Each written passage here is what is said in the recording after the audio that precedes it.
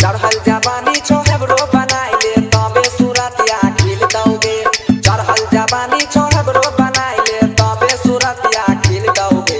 भोला बाबा के जलवा चढ़ावे निमन दुल्हा मिल दोगे। भोला बाबा के जलवा चढ़ावे निमन दुल्हा मिल दोगे। डीजे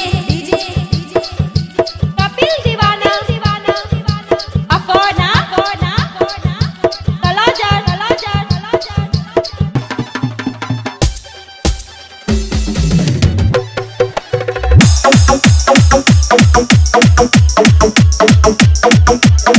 बड़नी मन लागै छै बोली सूट साला बार में पोरे पोरे कसाई छो देहिया सोलही के उमार में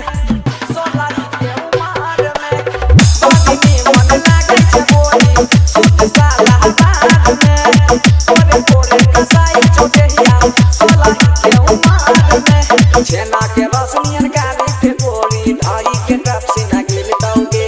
छेना के रसनियन गाली के गोरी धाई के टपसी ना गिल दोगे।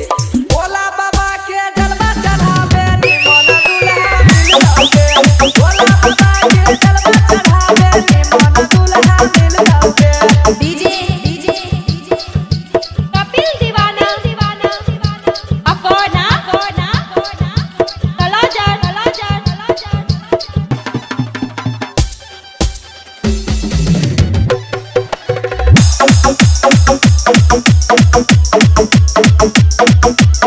पहिले पहिले कके सोमारी करी है दिल से पुकार गे।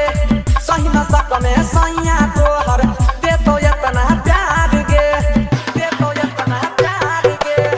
पहिले पहिले कके सोमारी करी है दिल से पुकार गे। सही न सक में सैया तोहर दे तो इतना प्यार गे।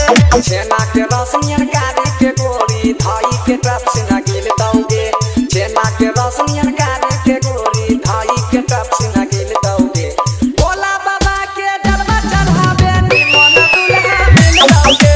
भोला बाबा के जलवा चढ़ावे निमन दुल्हा मिल दोगे। डीजे कपिल दीवाना अफोना तलाजा